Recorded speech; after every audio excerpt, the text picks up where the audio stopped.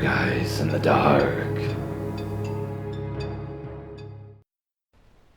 I used to work nights at a Home Depot.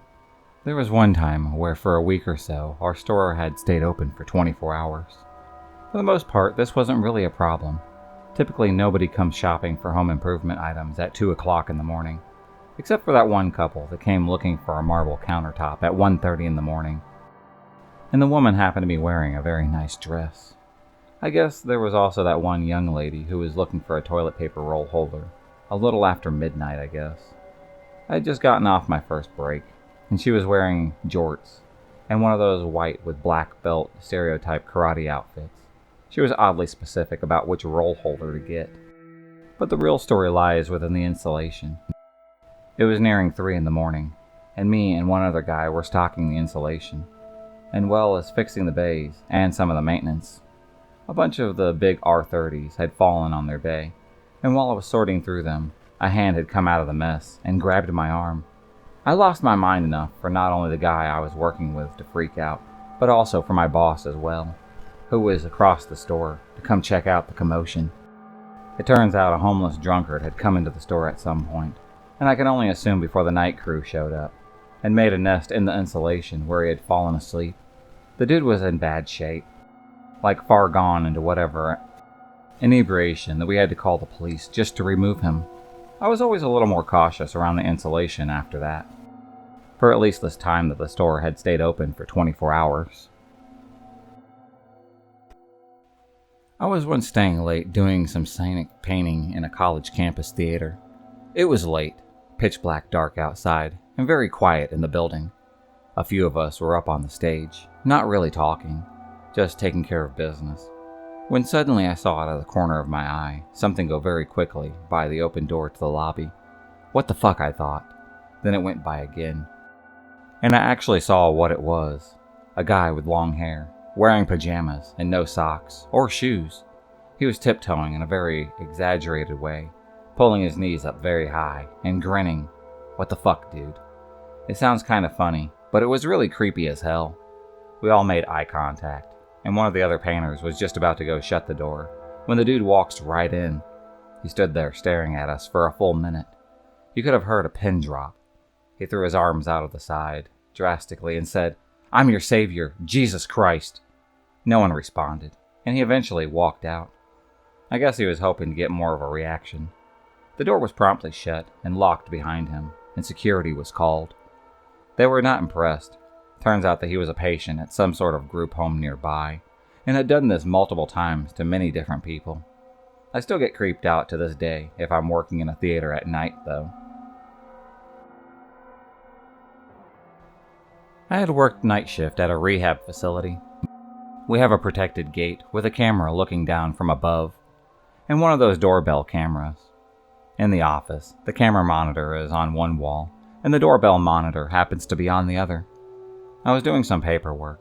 I see this guy walk past, stop for a few seconds, then he slowly turns around, walks back, and stares up at the camera. He kept staring. The facility happens to be in a very rough neighborhood, so I'm fairly used to folks hanging out around the gate and usually ignore it. But the way he was just staring was off-putting, like his eyes and expression were hollow and dead, almost as if he were in deep thought about something very horrible. I was pretty sure that he was zonked on synthetics. I used the intercom to see if he was okay, but he just kept staring directly at that camera. We have a rule. If it's not hurt or trying to come through the fence, just let it be. No sense in engaging needlessly with somebody potentially hostile, or even screwing with the locals.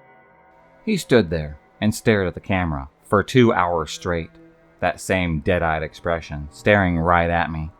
I did a round and came back to find him gone, which only creeped me out even more. I had worked night audit at this semi-swanky hotel next to the airport. One night I get a call from a lady in room 204. She says that there was arguing, loud banging, and crying coming out of 206. I checked the computer.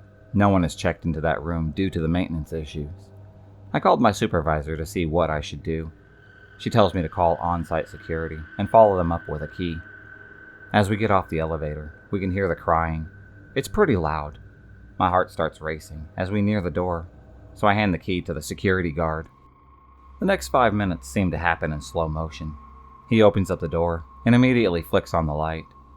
As we enter the room, the shower is on. Steam is coming from under the door. There is only one lamp in the room. It's also super cold, and there is a lady in a red lacy bra and black panties, with super red hair curled up, crying in the bed. She was facing away from us. She sort of just stopped crying and then rolled over. When she did, a wave of horror had come over me. She was super pale. She was covered in blood, and she was just staring behind us. That's when we realized the shower had stopped, and the door was open. There was a man who was about 6'5" standing in the doorway. As we turned around, cops had tased and arrested him. Turns out he was a rapist who hides in hotel rooms. He kidnaps women who stay there and cuts them open. To this day, I will never go back to a hotel again. Around 12 years ago, I was working security at a small company's headquarters in New York.